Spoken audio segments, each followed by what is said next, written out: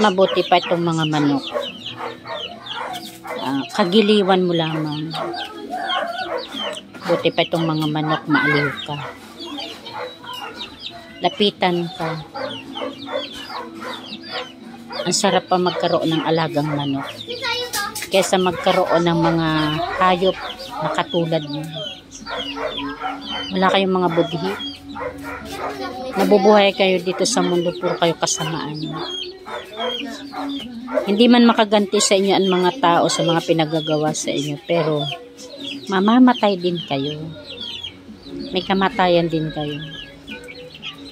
Kaya kayong nandiyan sa social media, sige, tumawa kayo hanggang gusto ninyo. Ikaw, na babae ka, sagad sa kasamaan, ugali mo. Sagad sa kasamaan. Kasumpa-sumpa kang babae ka. Sana hindi ka patulugin ng konsensya mo sa mga pinagagawa mo sa kapwa mo. Ikaw rin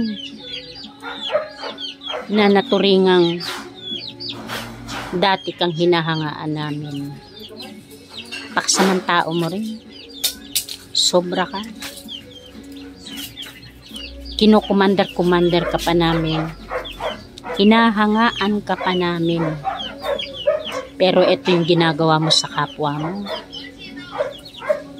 Ang dami mong napakinabangan sa mga tao na ngayon sinisira mo. Grabing hayop na pagkahayop, hindi mo alam kung saan galing ang pagkahayop ninyo.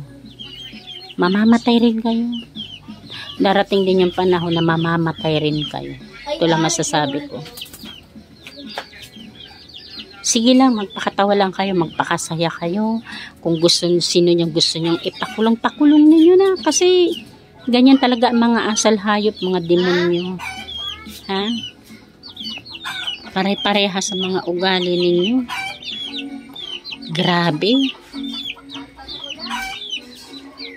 Sana, pag kayo namatay, dilat ang mata ninyo, na iparanas din sa inyo ng mahal na Diyos kung paano rin kayo kastiguhin ang ginagawa ninyo sa kapwa ninyo.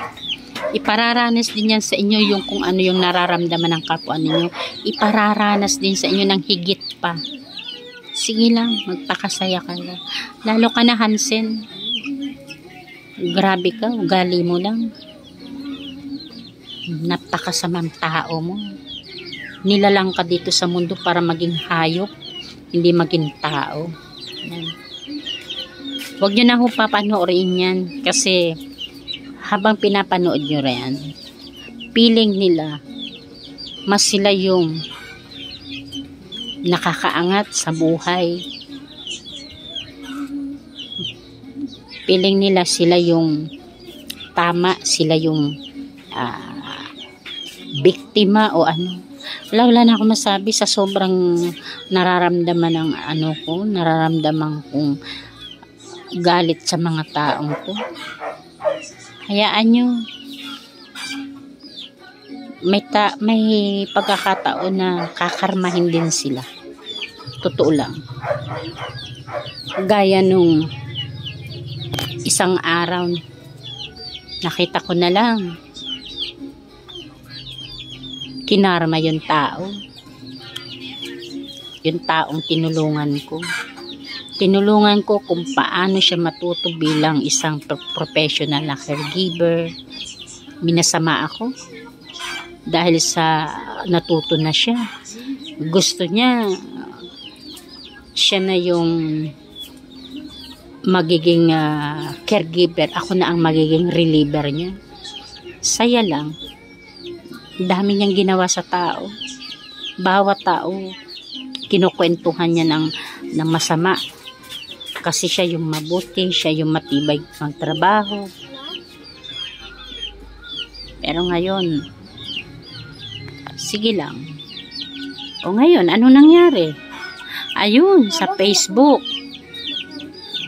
pinagpepiestahan na yung mukha niya Sabi nga, kung anong ginawa mo sa kapwa mo, may balik sa'yo.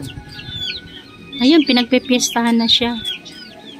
Dahil karma na nga. Hindi ba? Itatamnil o hindi nakatamnil, talaga nakapost sa isang app sa Facebook na itong taong to kung gaano kasamang tao. Ha? Sabi ko nga, hindi ako marunong gumante, pero may ibang taong gumagante. Parang nakaganti na rin ako. Hindi man ako natutuwa sa nangyari sa kanya, pero beside sa ginawa niya sa akin, nakamit ko rin yung hustisya. Kayo makakamit din nyo yung hustisya ninyo. Hayaan nyo lang, hintay-hintay lang kayo. Hindi lang ngayon. Ang karma kasi hindi naman minsan, hindi naman agad-agaran eh. Sige, hayaan nyo lang. Kasi pinupuno muna